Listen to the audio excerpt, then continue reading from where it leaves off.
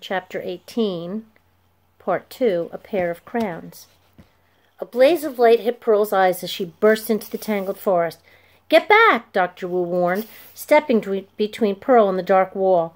A flesh-eater poked out of the darkness, its petals snapping like jaws. Dr. Wu aimed a spray bottle, and a stream of liquid shot at the flower. The petals began to sizzle, and the plant retreated with a hissing sound. For a moment, all was quiet, except for Pearl, who was breathing like a racehorse. "You got spray that kills flesh-eaters?" she asked. "How come you didn't give me some?" "You're not authorized to use this particular serum without further safety training." Dr. Wu took the foal and laid her on the ground.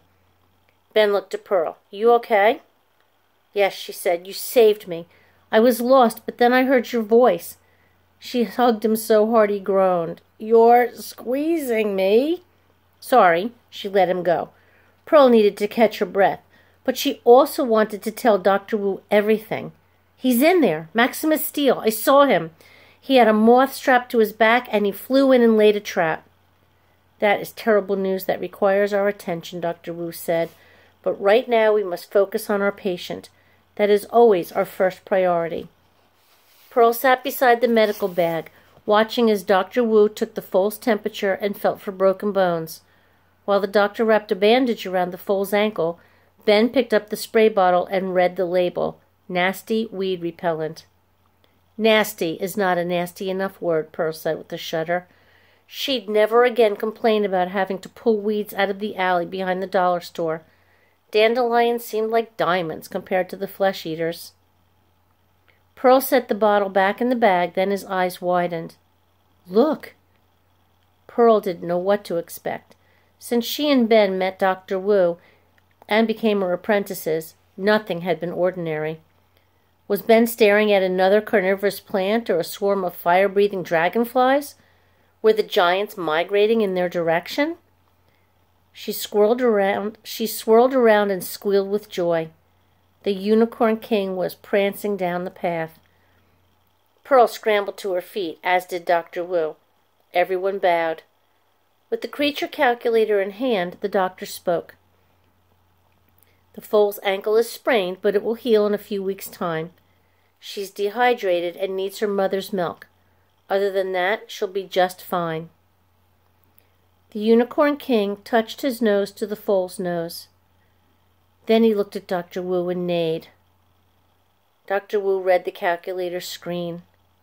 "There is no need to thank me, Your Highness. My apprentice Pearl is the one who found your daughter." "His daughter?" Pearl asked. She'd saved a princess? Wow! Then she grabbed Ben's sleeve and pulled him close. "Ben helped too. I was lost, and he's the reason we found our way out of the dark forest." Ben's cheeks turned red. The Unicorn King neighed again. Dr. Wu read the screen. "He thanks you both and says that you are to become members of his blessing." "Really?" Pearl asked. "Indeed. It is a huge honor." Dr. Wu slipped the calculator into her pocket and removed a pair of scissors from her bag. The king bowed, and Dr. Wu snipped 2 thin strands of hair from his mane. Then she removed Pearl's ponytail holder. Pearl's hair fell to her shoulders. Dr. Wu touched the top of the unicorn strand to the middle part of Pearl's hair.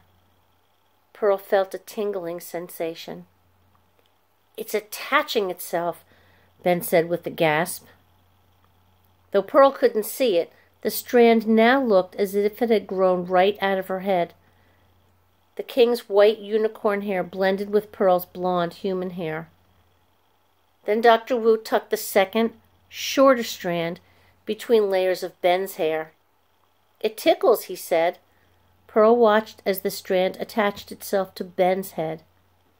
"It is hidden," she assured him. "No one will see it." "Weird," Ben said as he touched his hair. Pearl touched her hair too. "What does this mean?" Dr. Wu did not ignore this question. She answered it with her head held high, her voice full of pride. "It means, Pearl Petal and Benjamin Silverstein, that you are now members of the Order of the Unicorn, and those are your crowns.